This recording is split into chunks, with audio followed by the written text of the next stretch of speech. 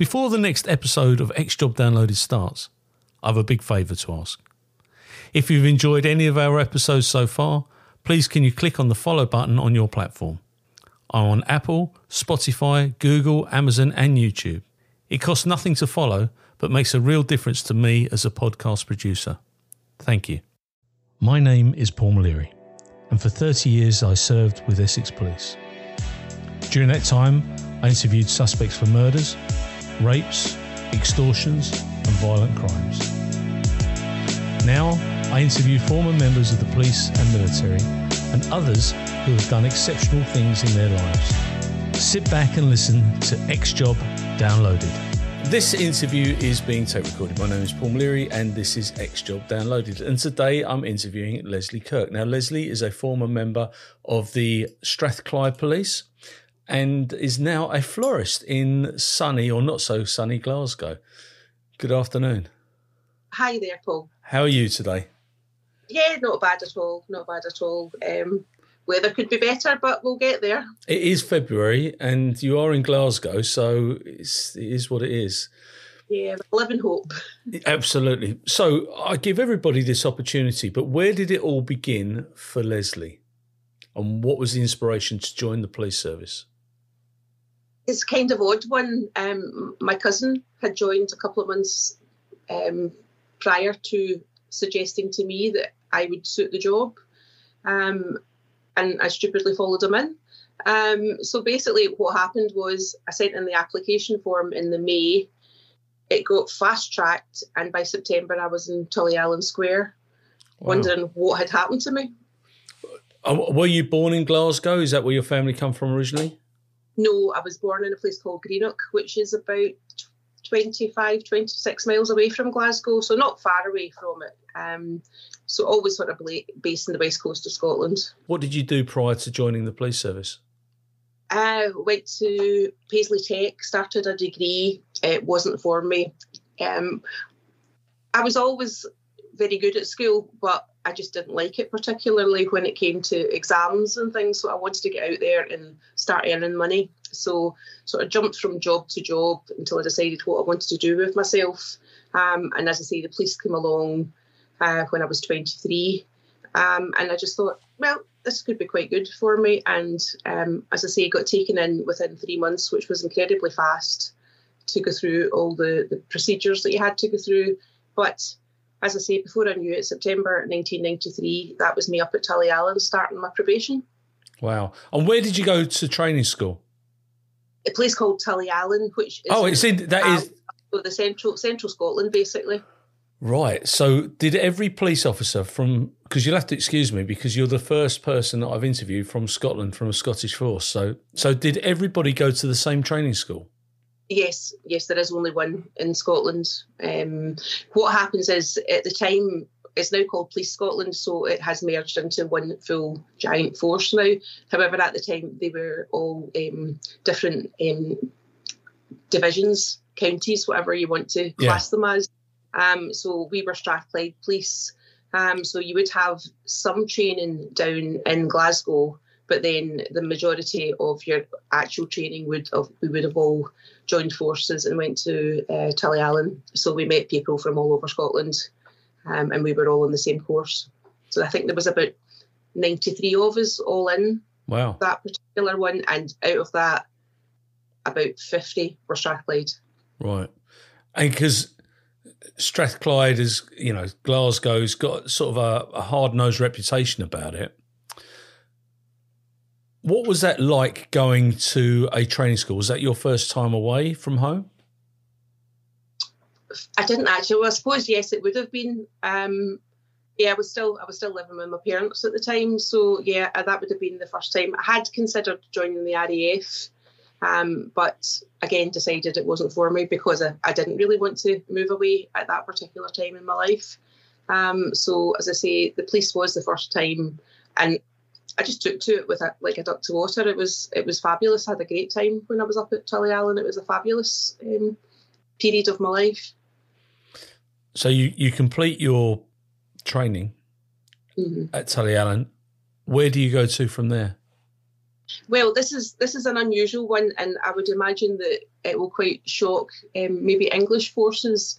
But Greenock, for some bizarre reason, it was always the case when you came from Greenock, you 99% got put in Greenock, which was the bizarre thing that you could possibly imagine for a police officer to have to. And okay, it was the 90s, but it still wasn't sort of Dixon and Dock Green time. So to get put into a place where you socialised and then you had to go out and do a job where you weren't very sociable was a difficult thing. And I was quite horrified when they told me that that's where I was getting placed. Yeah, I bet. Yeah, because we used to get posted quite a way away from home. I think it's different now because the rules changed around housing allowance and what have you. Did you get housing allowance at that time? Did, yeah, we got housing allowance at that point, yeah. But they don't get it because I mean, people think that the police in the UK, that we're not all the same, are we? I mean, that has to be said. You've got England and Wales, and then you've got Scotland, and they run under a completely different system. Oh, it's completely different because the laws are different as well. So, even the teachings are different from what we learn to what you would learn.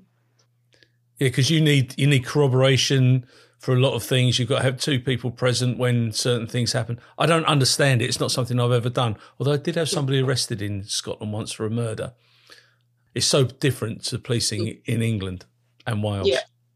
Mm-hmm. So you go to Greenock. How long were you there for? I was there for about 3 years. Yeah, so I reckon I moved to Glasgow. What had happened was I met my future husband on the same shift, and that caused a massive problem. They didn't like it. So basically what had happened was I got moved to a different shift. So we were basically working like 14-hour days because I would do one shift and then I'd hand the keys over. We were literally on the same beat, right, but on different shifts. So I'd hand the keys over to him and then he would do the other shift, and then we would just never see each other trying to arrange a wedding. So it was impossible. So I asked to get moved and I got transferred to Glasgow. What was it like when you first went to Greenock, though? Because we are talking about the 90s. Policing was different. How many girls were there in the station at that time? Not a huge amount. I remember walking in the first morning and the man who had been told that he was going to be my tutor constable basically just went, "I'm not working with a woman," and absolutely refused to have anything to do with me, having never even spoke one word to me. I just was a bit stunned. We weren't told that we were supposed to wear our trousers going in, so of course I pop into the office with the skirt on. Needless to say, that was the last day I did that. We were still issued with handbags like traffic wardens and smaller batons. Yeah. It was all very, very bad and not very good for the old feminism part of it. But the main thing that worried me about going to Greenock, because we were asked when we were in Oxford Street, is the training centre in Glasgow at the time. So obviously that would just be all the Strathclyde Police that would have been there. And the main thing that we get asked was, what is the biggest fear you have of going out onto the street? So coming from the place that I knew I was going to be patrolling, my fear was going to a car accident and it being somebody I knew. And the second one was my first dead body. I walked in on the Friday morning to Group 3 in Greenock, got called out to a car accident, and it was a boy that I worked with in my previous job. And he lost his leg in that accident. And 3 hours later, I went to my first sudden death. I got the two of them in the one morning. One morning. But I assume that everybody else, if 90% of you went there, then everyone else was from Greenock. So you'd be working with people that you knew or you knew their family. So it was quite community-based. It's a bigger area than you think. There's about 90,000 people, so not necessarily that you would actually know. It wasn't a village, so you wouldn't particularly know them, but they all came from the area. So we would all have a shared history of going to the same nightclubs, Going to the same schools, that kind of thing. But that would be more the shared history rather than actually physically knowing Right, I got you. Yeah. That kind of thing. So, yeah, it was more like that. But my main concern was when I started again, was I still socialise in Greenock. Yeah. I was single at the time. I was socialising, and I thought, I'm going out socialising, and there was only one main nightclub in the place at the time. So I'd be socialising in there on my weekend off, and then the following week I'd be standing outside it, giving people the jail. Yeah. So that wasn't great. No, I can't imagine it was particularly good. It's puts you in a very invidious position. And of course, if you've got family members there, the chances are, like you say, you could end up dealing with somebody who's a close friend or family member. One time, it was a funny story. My mother's next door neighbour get done for a drunken disorderly. Right. And I get called in being the only female on the shift at the time to search her. And she stared at me and went, I know who you are. And I'm like, oh my God. She went, I'm going to tell your mother on you. How funny. I was like, okay then, that's just, and of course the whole shift thought that was hilarious. Yeah, I bet. How many people were working on the shift at the time? It was a decent amount. So I would say there would have been about 15 of us on the shift. So for Greenock, that was really good. Wow, yeah. Everywhere was covered well at the time. Not like the way it is nowadays. No. And what's the main industry in Greenock? At that point, it was shipyards.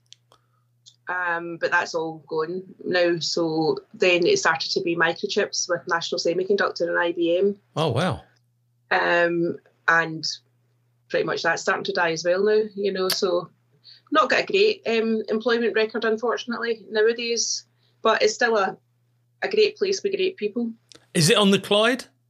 It is, yeah, right on the Clyde. Beautiful place, beautiful scenery, everything like that. Just gets a bad reputation because it's the west coast of Scotland, basically. To be honest, I didn't have any issues in Greenock. No. Never had a problem in Greenock. Dealt with everything, dealt with people that I knew, dealt with sudden deaths, dealt with people who would come up to me in the nightclub on the nights that I was socialising and said, you gave me the jail last week, but I deserved it. Never had an issue. Strange, isn't it? Yeah. Moved to Glasgow. Where do you go to in Glasgow?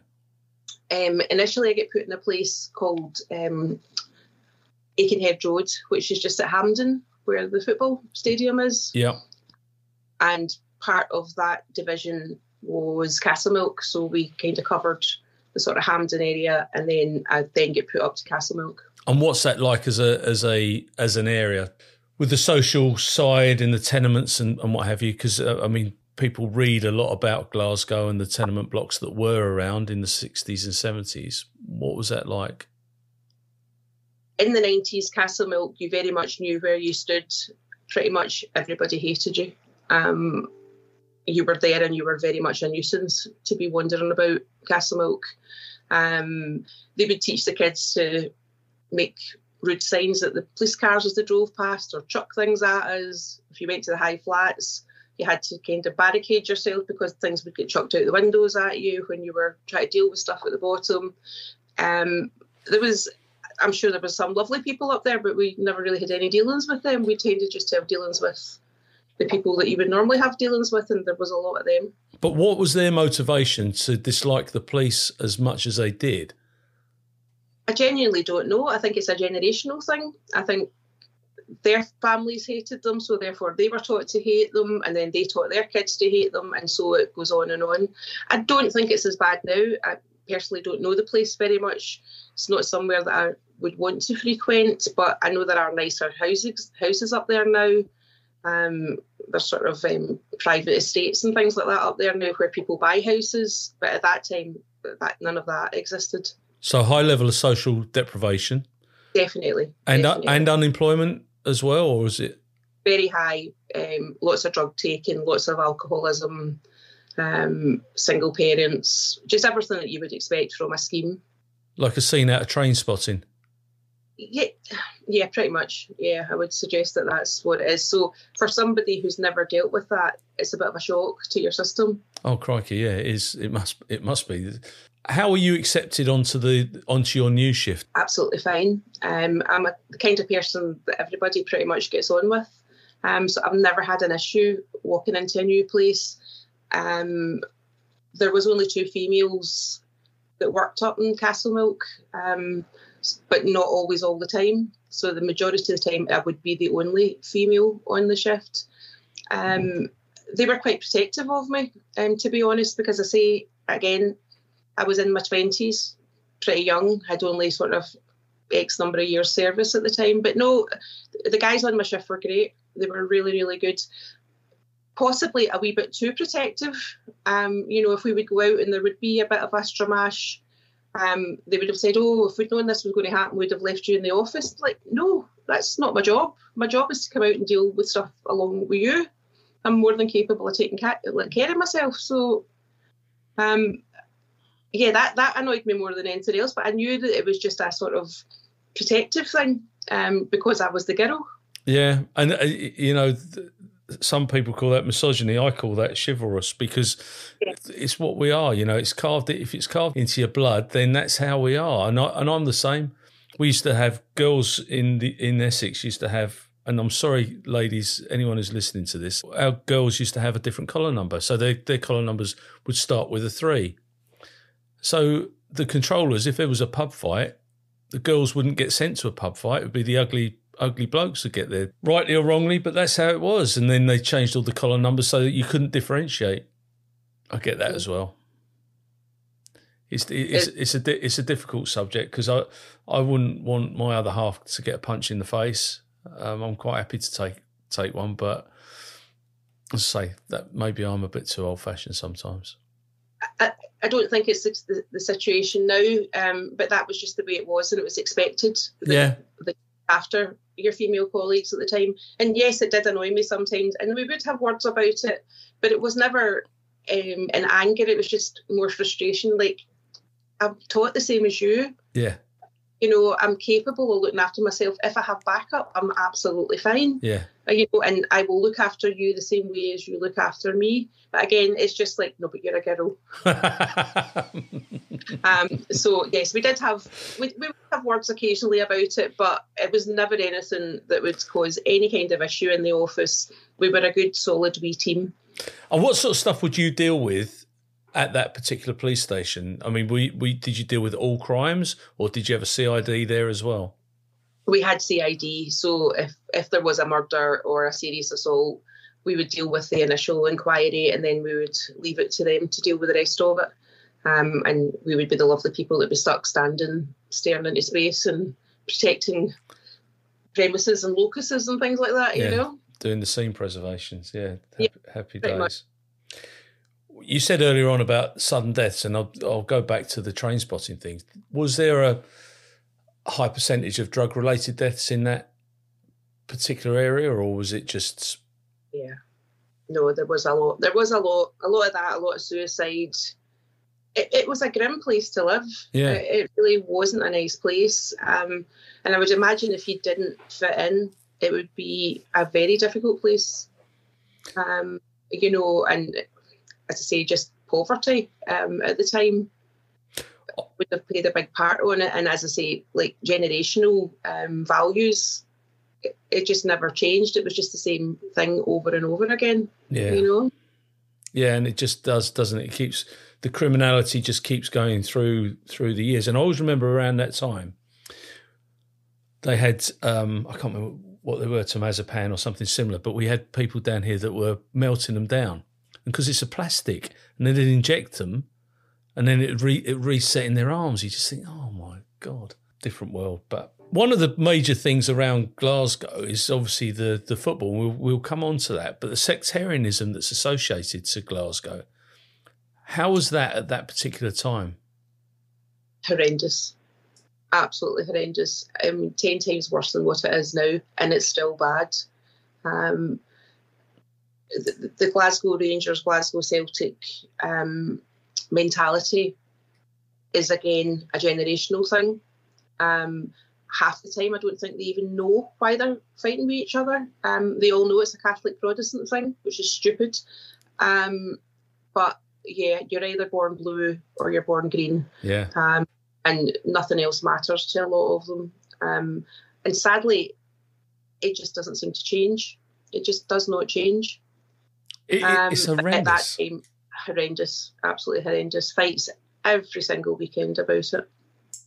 Yeah, and you've got Celtic pubs and you've got Rangers pubs and you've got it's worse than Belfast in some places. Yeah. Mm-hmm.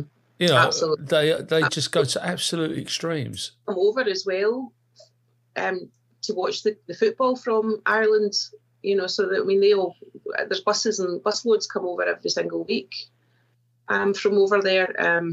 So that hasn't changed, but at that time, yeah, that was a big thing as well. Like, you would be full of Irish people as well. Yeah, I suppose they come through from Stranraer and into Glasgow that way.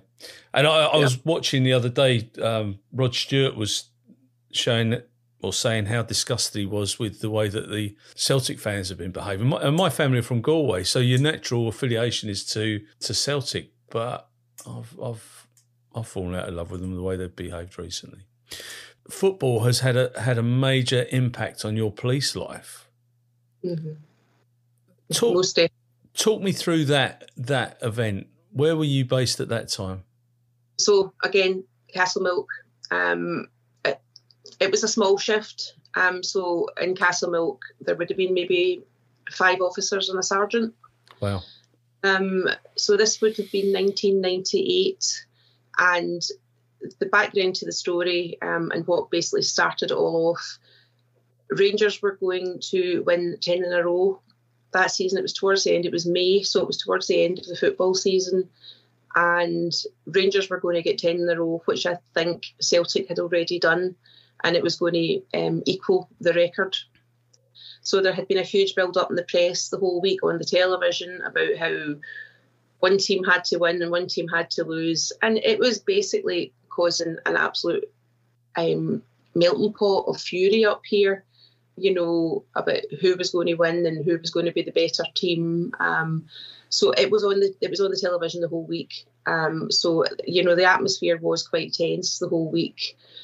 On the Saturday, which was the day that the football teams were playing, they weren't playing each other and playing other teams. Whatever happened, I can't really remember because I'm not a huge football fan, but basically Celtic won and Rangers either drew or didn't win, but it was enough for Rangers not to win the 10th trophy. So therefore Celtic were the happy victors, if you want to call it that. Yep. And the record hadn't been broken. So again, what they had started doing sort of mid-90s up here was they were having the football games at 12 o'clock. It was before Sky and things like that. So it wasn't to do with television viewing or anything like that. It was just to stop people going to the pub before the football started. Yeah. So that they wouldn't be absolutely steaming drunk and cause fights in the stadium. So they would have the games at 12 o'clock, but then they would go to the pub after the games. I mean, there is no way of dealing with that. No. There isn't a good way or a bad way. So anyway, I was on night shift. So the football game had been at 12 o'clock in the day. By night time, they were well and truly oiled beyond recognition. And Glasgow was like a riot zone. It's just the whole of the back shift had spent going from fight to fight to fight to fight. And we were to carry on when it came to night shift. Get up to Castlemilk. For some unknown reason, the sergeant decided that he would come out with me and my partner would go out with someone else. I don't know why to this day, why that was decided that night, but that was what happened. So we're driving about and dealt with a number of fights. That was it. Just, as I say, just get them in the jail. But it's not like today when you've got a million bits of paperwork to do. You just basically got them in, processed them, and you were back out on the street again within the hour sort of thing. So I've maybe done about 2 of them. So it would be about 1 o'clock, 1:30 in the morning, driving through Castlemilk. there was a crowd of about 9 guys standing, what we would class as, we call it up here a close, but it's basically a tenement building. Yep. But the way that the tenement building was designed in this particular part of Castlemilk, there was a very narrow path up to the front door of the building with 2 gardens at either side. So you only had the space of the front path to walk up because there was fencing on either side of it. Yeah. They were drinking alcohol, which again had been banned in public a couple of years prior up here to try and stop antisocial behaviour. But my sergeant said that we had to go and tell them that they weren't allowed to drink in the street. And I had words with him, and I went, "You've got to be kidding me. The day that we've got, the day that we're dealing with, and you want to do that to 9 of them when there's 2 of us?" And he said, "Yes, that's what we're doing because they're breaking the law." Now, the sergeant, I will not name him, but the sergeant was one of those ones who thought he had a suit of armour on when he wore a police uniform and had got people into trouble before with this kind of attitude. So I was told in the car that he was going out and dealing with it, and if I didn't get out of the car, I was going to be marked down for neglect of duty.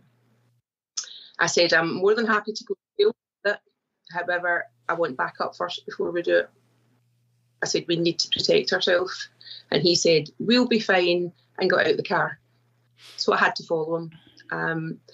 I did try to get help, but the radios were very poor quality at that particular time, and in the particular area that we were working in, there was always issues trying to get through. Yeah. We get up, he starts mouthing off towards these guys who were okay to start with until he started to spout the law at them. And basically we started fighting. Right. It's a bit of a blur because I'm sort of shouting for help at the time, trying to deal with that, watching what was happening to him, watching what could have happened to me. And it was always a joke when you were shouting for help and you used the code words that you were really in dire need of help. And all I got back from the control room was, "We can't hear you, you need to move position." And that was always a joke, like, "Hold on, somebody's kicking my head in, but could we move around the corner so that we can then get help?" We then heard them shouting, "There's 2 police here, they can't get help." And I'll never forget the number of people who poured out of their houses to help with the assault. Huge amounts of them all pouring out their houses like wild animals. And I just realised that I was probably going to die. That was basically what was going to happen that night. I thought, somebody's coming out with a knife. Nobody's going to speak up for me. Nobody's ever going to see anything, and I'm finished. I'm absolutely finished. And my life basically, as you know, the favourite saying, your life flashes in front of your eyes. Yeah. So first, I don't know how I managed to get somebody, but I'd managed to arrest one of the people who was punching me and put my handcuffs on him. I don't know to this day how I managed it. I held on because it was the handcuffs that we have nowadays with the solid plastic bar in the middle of them. Yeah. And I held on. And the reason I held on was more for fear of losing the handcuffs, because we had been warned not to lose any equipment. Right. So held on for dear life. 2 of his friends decided that he wasn't getting arrested and grabbed both of my arms and pulled me almost like Stretch Armstrong would have got pulled as a toy in the 70s. So in the middle of all this fighting, they had realised in the control room that it was me that had been shouting for help, and knew I was the only female working in Castlemilk. So I could hear on the radio the female officer in Castlemilk, I didn't get named or anything, but the female officer in Castlemilk is in urgent need of help, but we don't know where she is. But please, any available patrol car, start making your way to Castlemilk as quickly as possible. So as far as I know, it came through the radio, which was just like for the division, But I was later told that it had actually been a call out for the whole of Strathclyde. Wow. So other divisions were sort of making their way to try and help and find out, because they just literally did not know what part. Castlemilk was huge. And they didn't know where we were in Castlemilk. They just knew that I was in serious, serious trouble. So as I'm fighting and all these people surrounding me, and I'm holding on to these stupid handcuffs for dear life, every nerve and muscle got ripped out of my shoulder. And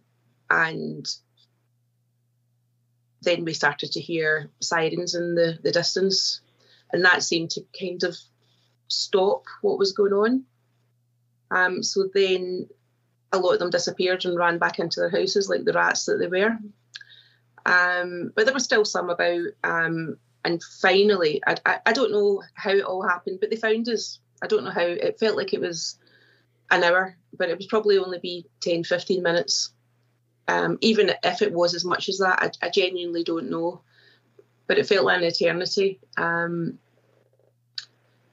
I think adrenaline was coursing through my body at the time, so I didn't actually feel what had happened to me. I knew there was a problem with my arm, but I was still so pumped up with adrenaline that I don't know how I managed to hold on to the person, because I still had him. Wow. I was still holding on to him. So he got arrested along with his two friends who had done this to me once the other police cars arrived, and they all got taken to the station. I went back to the office and my arm started to turn black, and it was because of lack of circulation, basically, because of the damage. Wow. So that was that, basically, and I was in the hospital. I lost the power of my arm pretty much solidly for the next 12 months. But how scary is that? You're so lucky not to have been killed during that incident. Yeah. I genuinely, all I remember, the biggest and most vivid memories I have at that particular time was the fear of somebody coming out with a knife. Yeah. Because I thought, nobody, absolutely nobody will speak up for us. Nobody will have seen anything. There wasn't mobile phones at the time. No. I would have been stabbed, and that would have been the end of it, and they go, oh, she died, and that's it. What happened to the sergeant on that evening? The irony of it all was that he ended up, he was hurt as well, but he pulled a couple of tendons in his wrist. That was all that happened to him. I'll be perfectly honest, after that night, I never spoke to the man again. No. Because I was on duty. I had no interest in speaking to him again. He never reached out to apologise for what he did. Never, ever come near me to say, I'm really sorry, you were right. We should have got back up. Or we should have maybe used common sense and thought, on this particular night, yes, they're breaking the law, but please, God, use common sense and just let them go on with it. They weren't actually doing anything ridiculously bad. How long had he been in the police? I would say he probably would have had about maybe 25 years service at the time, but he had got people hurt before by putting them into really dangerous situations and then threatening them with neglect of duty if they didn't do what they were told. Wow. So you come back to the police station, your arm is black and blue, you've lost circulation.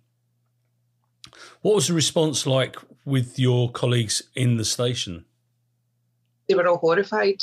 I think everybody was ashen-faced and could not believe what had happened. Because again, going back to the story of how protective everybody was of being the only girl in the station, they all knew that I was perfectly capable of looking after myself because we did it on a daily basis. Yeah. But that's fine if there's 2 or 3 of them. It's another story when there's 40.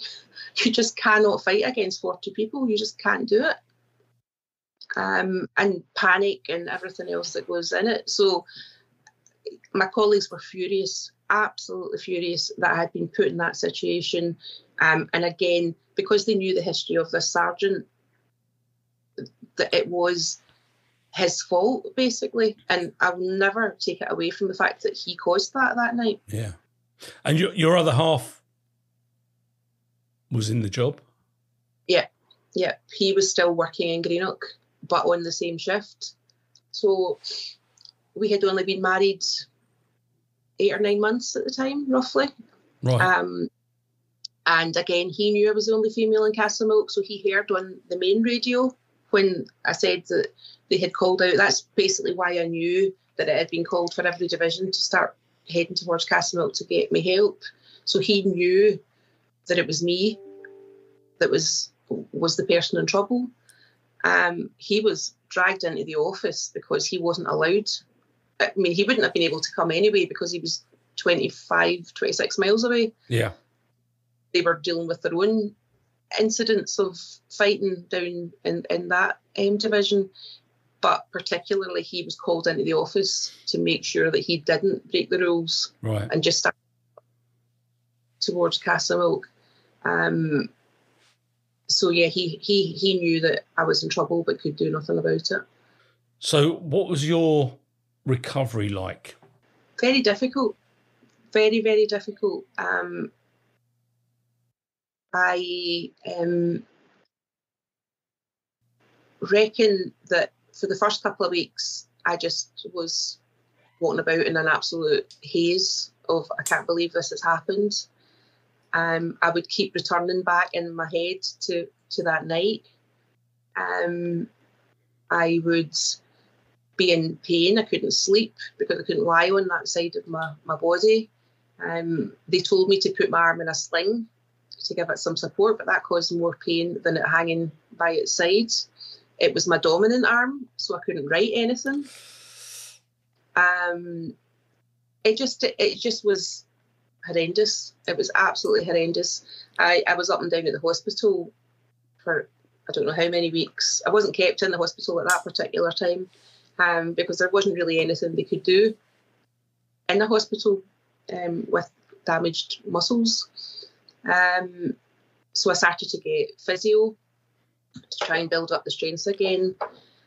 I reckon in total, in that first year, I think I must have got approximately 500 physiotherapy sessions. Wow. Because I was up and down 2 and 3 times a week. Wow. And what was the support like from the job, from the federation, your peers? Yeah, that's another story. Not great. My colleagues, brilliant, absolutely brilliant. Everybody was looking out for me and making sure I was okay. I went back to do light duties after about 8 months, part-time inside because I couldn't go outside. And I wasn't supported at all by the hierarchy because I didn't look that there was anything wrong with me. I didn't have a physical scar or my arm in a plaster or a sling or anything. I just looked like I'd walked in as if I was just Lesley who just came in to do her job. Yeah. So no, I wasn't supported at all. If anything, my life was made quite difficult because it looked like I was faking it. And look, why are you doing part-time hours? Everything got flung at me. You're nothing wrong with you. Get on with it. All those kind of things. So no, it was horrendous. It was awful. Mm-hmm. And it just kept going on and on and on. When I went to physio and I got acupuncture, the girl who was amazing, who was working on my arm, basically said that my muscles are so traumatised by what had happened that it worked great when I was getting acupuncture, but the minute she took the needles back out, everything coiled back up to protect itself. Wow. But again, that's all invisible. It's like what they talk about now. It's an invisible illness or an invisible disability. Yeah, absolutely. It's not there. I was suffering from post-traumatic stress.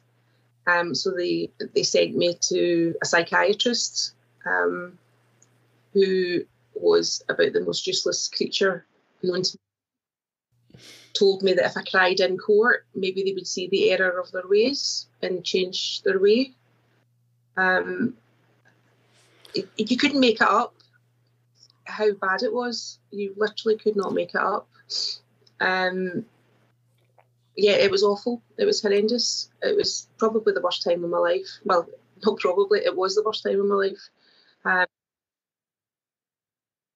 The only other thing was, like, I couldn't even bear to see a police officer. Like, if I was watching a programme on the television and a police officer was injured in any way through violence, my brain would go into overdrive and I would race through a tunnel in my head, and I would be back standing in that street again, getting hurt again.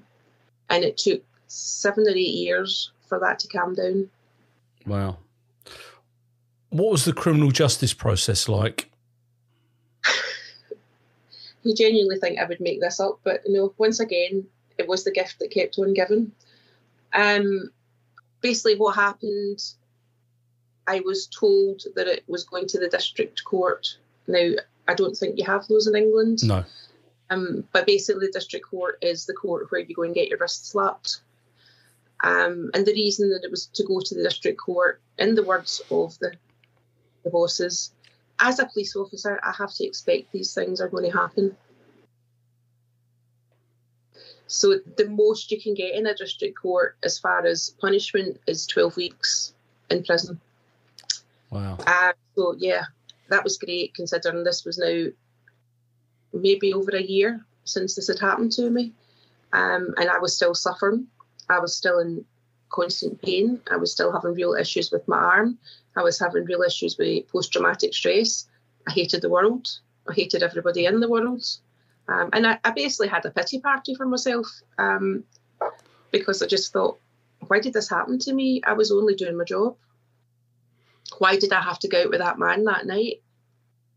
You know, I wouldn't have wished it on any of my colleagues. Absolutely not. No. But I certainly didn't wish it on myself. Did they make reasonable adjustments so that you could continue your duty? No, they just said that I couldn't go back out in the street because I couldn't put the belt on. We didn't have stab vests at the time, so it was just the belts. But the pulling down of the weight on the belt at my waist was causing real issues with my shoulder. So I would get punted from office to office, basically as a nuisance more than anything else, I think, for a long time. But they did recognise that you had an injury. Only because I complained about it. A lot of people didn't recognise it, again, going back to the invisibility of it all. I think they would have been quite happy if I went back out in the street, but I just said I couldn't. I couldn't at that point. I was still getting treatment. So I was trying to do like part-time work, but in the times that I wasn't at work, I was at physio. And we had a physio unit up in one of the universities. That was where the police physio unit was. So I was up and down there, like during the day, because that was when I got treatment. So I was a nuisance to them. They didn't know what to do with me because I needed time off. If I was on day shift, I needed time off to go for my physio. If I was on night shift, I was finishing at 3 o'clock. So I was basically said, well, what use are you? You're not even doing your full shifts. It was horrible. It was absolutely horrible. They finally found a kind of children's job type thing. So basically by a children's job, I mean, what I did was I went to a road safety unit and took primary school kids around like road safety. It was like a wee kind of mock-up of a street in a house, and the house, you could get smoke in it to show you what it was like in a fire. There was road safety, so I taught that for about 6 or 7 months, and that was a nice wee job that they gave me. And then the funding stopped for that, so I ended up in a productions office, and it was good in the productions office. It was great. The productions officer was a nice guy as well, and he was great and was very good and watched that I didn't have to carry heavy things and stuff. I felt useless. I did actually feel useless. Did any of the bosses call you in and say, you know, is there anything we can do to help, or? No, nobody did. I was told as a police officer, I was expecting for this to happen. This should happen. As a police officer, you should not be surprised that these things happen to you. That was what they told me. Bonkers. Mm-hmm. So how long did you stay in the force after? Well, if we kind of go back to the final kick in the teeth about the whole actual incident was that they finally turned up at court after the 5th attempt of not turning up at court. So the 3 of them are standing in the dock, the 3 that were responsible, and I'm standing giving my evidence. So right at the start of the evidence, basically what had happened was the judge asked me to identify the 3 of them by name. Right. I identified the first one, and I was just about to say the second name when he butted in and said to me, so if he's such and such, and then he said the names of the other 2. Oh. Because he said those 2 names, their solicitor jumped up and said, hold on a minute, that's not fair on my clients that you know who they are. Oh. I was ushered out of the court and told 10 minutes later, as they walked out laughing, that it was prejudicial to them and it was a miscarriage and they were to walk free. No. So they didn't get any sentence whatsoever for injuring you? None. But they had a good laugh about it, so I suppose that's all fun. Did you get any form of compensation? I got a good pension. I got a medical pension, which I'm grateful for. I got some compensation, but not anywhere near what I should have got. I think I got a couple of years of pay. Right. But nothing that would have kept me going the way that, for the damage that was done. No.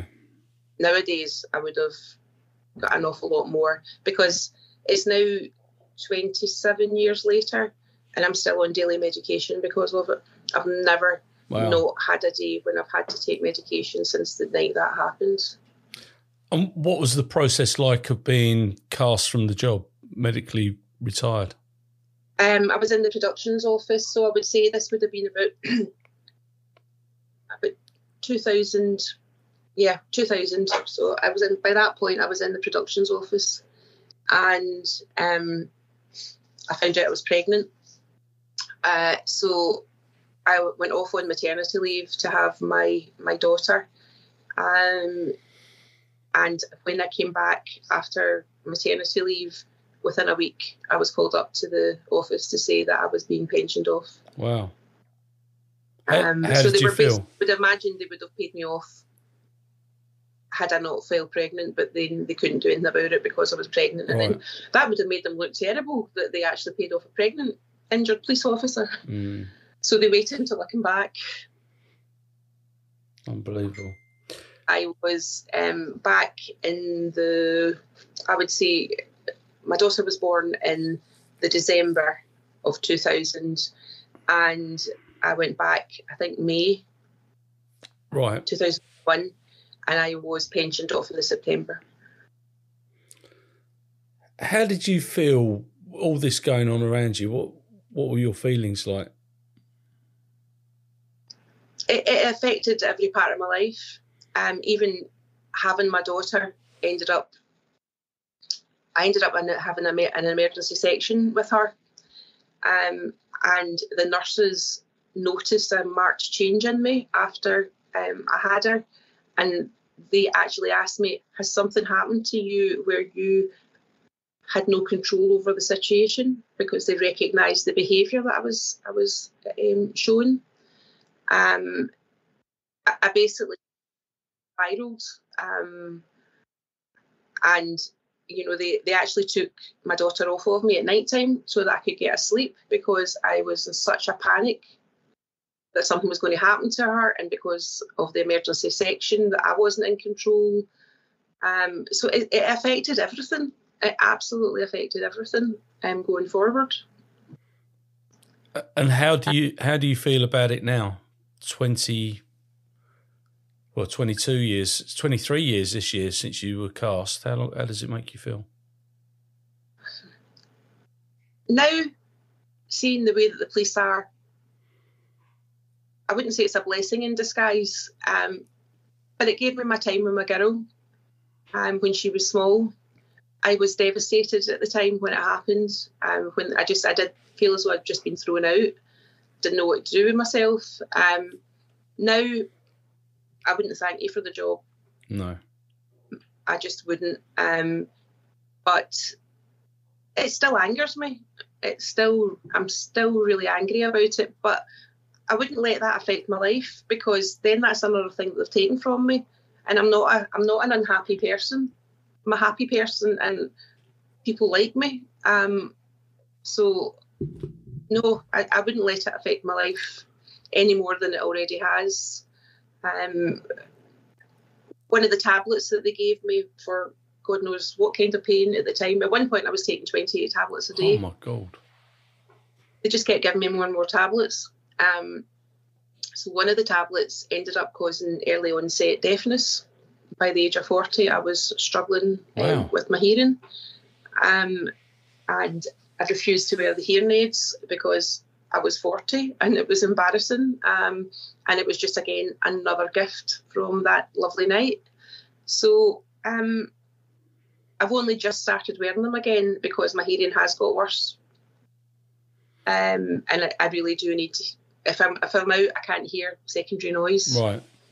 And a noisy, I just cannot make out what people are saying to me. So I have to wear them because it was causing everybody huge frustration when I had to keep saying, excuse me. It was either that or I just agreed to God knows what. It was one of those things.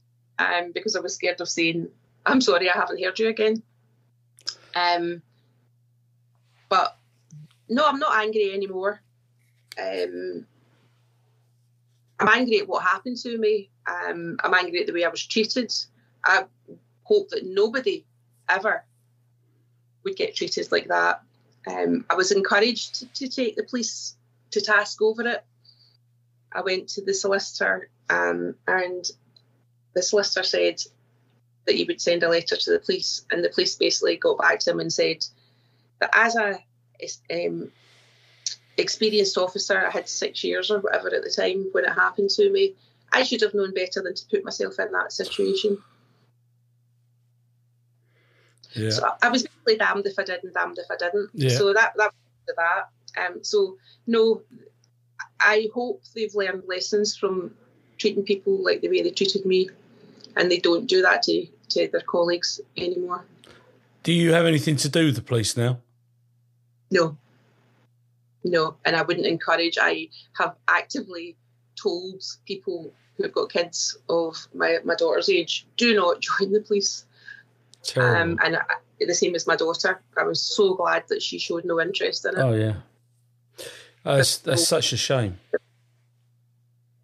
But I've got friends that are still police officers. I'm still friends with people who I went to college with. I still see them on a regular basis. They're some of the closest friends that I've got. So, you know, I've got good memories prior to that night. But that night changed my life forever. Mm-hmm. Do you get any help now? No, I just deal with it myself. It's not as bad. The post-traumatic stress still comes occasionally. Again, it goes down to the lack of control. That's the one thing. Lack of control is something that I can't control, if that makes sense. Yeah. So when something becomes out of my control, I go into a bit of a tailspin. Right. And I know it's to do with that night. So if something, like when we discussed a couple of weeks ago when we started deciding that we were going to do this, and I know that you're probably going to shiver when I say it again, but when I cut my finger with the mandolin. Don't. That's made me go cold again. Yeah, I thought it might. So that happened a couple of years ago. I'm clumsy. I will put my hand up to that one. I am very, very clumsy. And and took the top of my thumb or most of my thumb away with trying to make some stupid potato recipe. And now I can no longer watch cooking programmes because they always do close-ups of mandolins. Why would you want to use one of those things? I just don't. It went in the bin that day. But it's that kind of thing. So if something happens like that, it then triggers like an unreasonable response within myself. Yeah. Going forward. I'm not as bad when I see police officers being assaulted on television programmes as now. I don't always go into the tailspin and back to Castlemilk. Sometimes I do. Most of the time I don't. And the area has been bulldozed now, so it's not even as if, because that was another thing that the lovely psychiatrist said, go up and go back to the place and see if you're all right if you stand in that street. And so, this man's done how many years at university to give me the worst advice possible? But it's all been knocked down now. The scene, yeah, it's all gone. It's nice houses is now, or nice council houses now. It's not those closes or tenement buildings, whatever you like to call them. It's not anymore. So what now? What do we do now? I think I should be the poster child of going round to police officers and telling them how to behave if something horrible happens to officers now, so that nobody ever has to go through this again. I was basically abandoned as soon as I was pensioned off. I no longer had access to the police physio. I had to go into the NHS waiting list and stuff like that as soon as I was pensioned off because I wasn't a police officer. I did get a couple of visits to Castlebree, which is the convalescence. Right. So I did go up there on 2 separate occasions for a fortnight at a time. And they definitely helped. They definitely helped. But now you've got to pay for that as well. You've got to pay extra money in and stuff like that because obviously funding's different now from what it was then. Yeah, massively. Mm-hmm. When you left the job, you've now become a florist. But is that what you did when you first left? No, well, yeah, I suppose so, because my daughter was only 8 months old when I was finally pensioned off. So for the first couple of years, because I'd been given some money when I finished, I was in the fortunate position I didn't have to work. So I did actually try to work.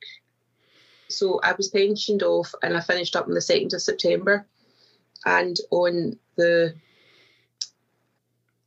11th of September 2001, which is a date probably a lot of people will remember. Yeah. I started in IKEA, which had just opened in Glasgow, and we were on a training day because the place hadn't opened yet. They were still like finishing off the inside of it. And we were in Glasgow Airport when 9/11 happened. But again, I wanted to do something. I was always a creative person, so I wanted to do something in IKEA that didn't involve any kind of policing thing. But no, they decided they put me in the security department because it was a new place. Everybody was getting jobs like from scratch. Yeah, it wasn't for just replacing someone. I would have been better off doing. When I was in school, I wanted to be an interior designer. So like doing all the wee kind of furniture areas and stuff like that. That's what I wanted to do, but they said no. I was going into the security department, so I only lasted about 3 months in there because I didn't want to do that, basically. No. So after that, I just stayed off and just looked after my girl for a couple of years, and then I went back to college to do the floristry. And you're a florist now. How's that going for you? I do it part-time now. I actually gave up that. It's been quite on and off over the last 20 years, just because of various things. But when I went into the florist shop after I had qualified, I got a job right away in a shop, but it was too cold for my shoulder, because you have to not have very much heating to keep the flowers alive. Yeah. So it caused terrible issues with my shoulder, and I ended up having to give it up. Having to give up doing that after a couple of years. So I did it a wee bit myself, sort of self-employed, and just sort of word of mouth, did wedding stationery, because again, as I say, I'm a very creative person. Right. Then went back to doing the things that my police training allowed me to do, so taking interview statements, doing road traffic accident reports for insurance, all those kind of things, drug and alcohol testing, all, everything. Went back to floristry a wee bit after COVID, but at the moment I'm just retired and just make things in the house for a wee Etsy shop that I've got, so that's kind of what I do. Nice. But I still sort of throw my hand in. If anybody needs flowers, I can make them, and I think I'm quite good at it. But again, it's just a creative thing. Creative things make me happy. That's good. That's good. And the future is bright. Your daughter's gigging with her band, with a brilliant band, and there's lots to look forward to. Yeah, she's a very talented musician, and her band are certainly going to be going places. There's a lot to look forward to. As I say, I'm so glad.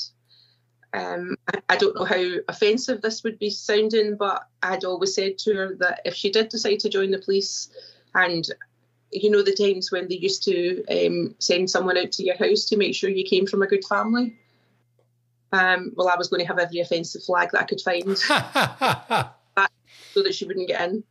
That was my plan there, because I thought, no, she's not doing it. I'm never putting anybody that I love through that. I don't think they send people around anymore. I don't know what it's like in Scotland, but I don't think they do anymore. I don't think they do, but it was always a wee joke that that's what was happening, to avoid. Please God, don't let her join. Please don't. Well, I'd like to thank you very much for your time today. Your story is very sobering, to say the least. I don't mean to be dour, but there's not a lot of joy to take out of the story that you've told today. I don't mean that in a horrible way, but sadly there isn't. I totally understand that. Had you asked me this 20 years ago, I would have been in floods of tears at this point, so I wouldn't have even been able to tell you how bad it was. So at least I'm not a bubbling wreck.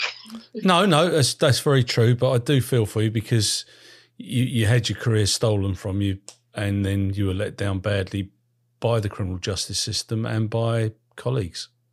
Yeah. Not my colleagues, no. Senior management. Senior colleagues, I suppose, hierarchy, whatever you want to call them. But my colleagues were good. I would never take that away from them. Good. But the hierarchy I was very, very let down by. Mm. Well, look, before I conclude this interview, I ask everybody the same question, but is there anything you'd like to add, alter or correct in relation to the statement that you've made today? No, I think it's pretty clear how I feel about the whole thing, and I've got nothing to hide as far as that's what happened. Yeah. They say truth is stranger than fiction a lot of the time. Yeah, absolutely. I don't think you could make something like that up. And I doubt very much that the sergeant responsible for this mess will listen to this if he's still around. But I genuinely don't. I think another kick in the teeth was that he retired the same week that I retired, so our pictures were in the bulletin together. Oh no. As I say, it was a gift that kept on giving. You're just like, something else would happen. Well, I wish you well. Thank you so much for your time today. Please keep in touch. You've got my telephone number in LinkedIn and what have you. So take care of yourself and enjoy the rest of your day. I will do. Thanks very much. Take care. Thank you. Lovely to speak to you. Bye-bye.